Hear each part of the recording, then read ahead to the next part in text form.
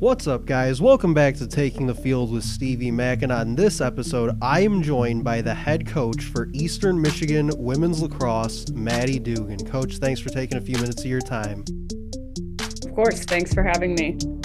So, the first question I wanted to get to with you was obviously last spring, you were with Detroit Mercy as their head coach. Now, obviously, with another MAC squad with Eastern Michigan. We'll get to them in just a bit, but I wanted to jump back to last season and kind of the season that the Titans had with you as the head coach.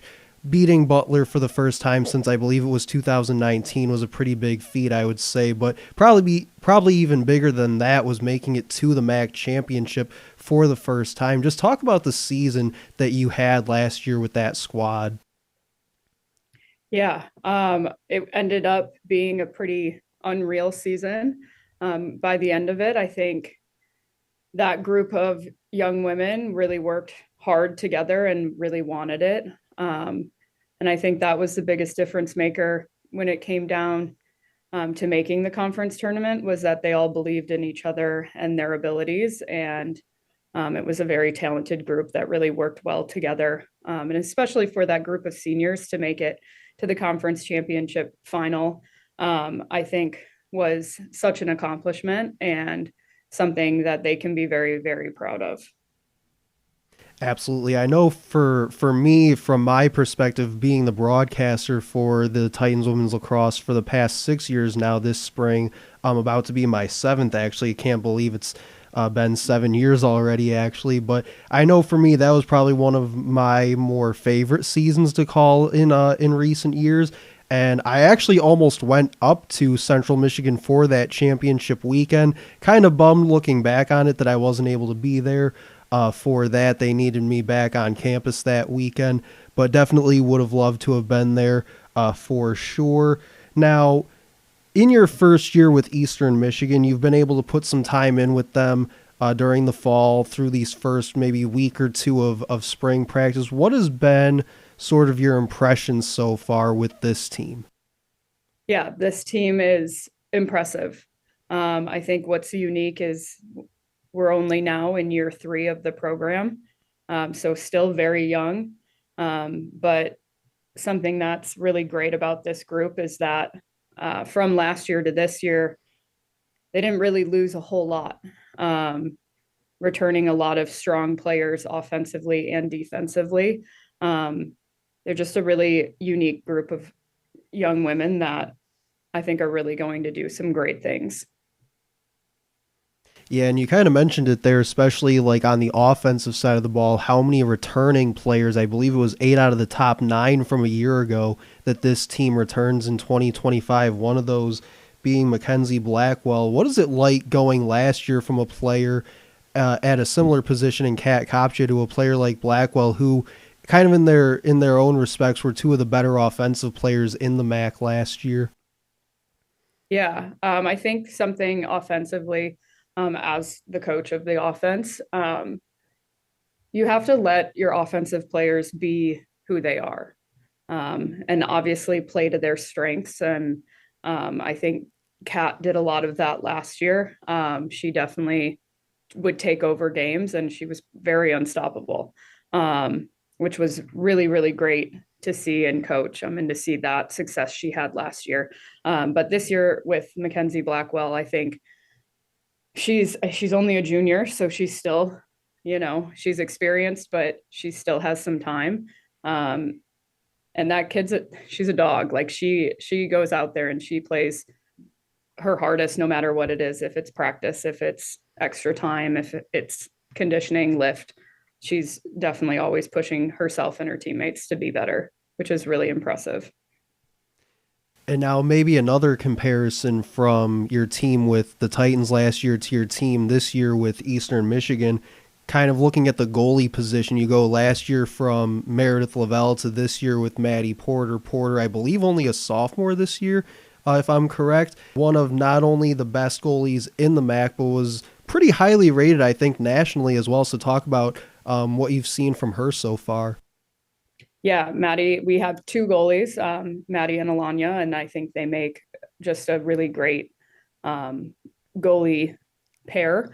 But Maddie is even keeled. She can demand the field, and she's just super comfortable with the ball, which is why she was ranked so high nationally with ground balls, because she wants that ball.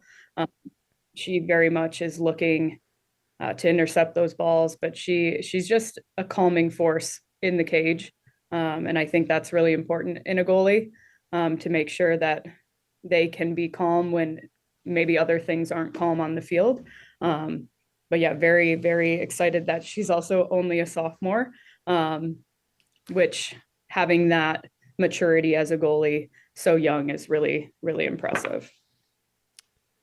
Talking with Eastern Michigan lacrosse head coach Maddie Dugan on taking the field with Stevie Mac. Couple questions left for you here, coach.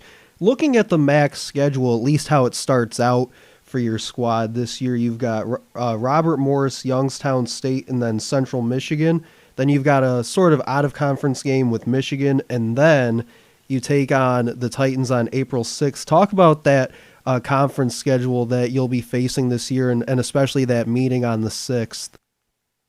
Yeah, I think facing the reigning champions with Robert Morris and Youngstown State being at the bottom, if I'm anyone to know that you can't count anybody out. So Youngstown, all three beginning opponents in conference are going to be tough. But I think that's kind of what makes our conference unique, is that it's anyone's conference. And I think I'm excited to see what the other teams bring and what the coaches bring to the table this year. A lot of teams the makeup of their teams are a little bit different, with graduating big classes, coaches in their second years with their programs. And then Central being a top player in the conference consistently. Looking at that April 6th matchup, I think it's going to be a fun one. I think it's going to be an emotional one. I wouldn't lie if I didn't say I was a teensy bit nervous. But I'm very confident that both teams are going to bring their best game that day. Because I know we want to be at the top of the conference this year, and I'm sure Detroit Mercy does as well. Especially with not winning the conference championship last year. I'm sure they're very hungry to win that. And I'm just excited for that matchup. Alexa is a good friend of mine. So I'm really excited for her in her first year there. But I, of course, want to come out on top in that game, as I do with all our conference games. But we do have a pretty strong non-conference matchup as well, which I'm really also pumped about. I think Sarah Tisdale did a great job getting the schedule together before she departed. But yeah, I'm pretty pumped to play Detroit Mercy on the 6th. Absolutely, and I kind of wish that game was going to be at Titan Field. If I can, I might make the drive out to Ypsilanti to go watch that one if I can. And then last question here for you, Coach. You've been around lacrosse in the state of Michigan and the Midwest for a bit now. And I know, like myself and Titans men's broadcaster John Losey, we're kind of big advocates for lacrosse here in Michigan and the Midwest. But what is your take, I guess, on lacrosse in Michigan and the Midwest? Yeah.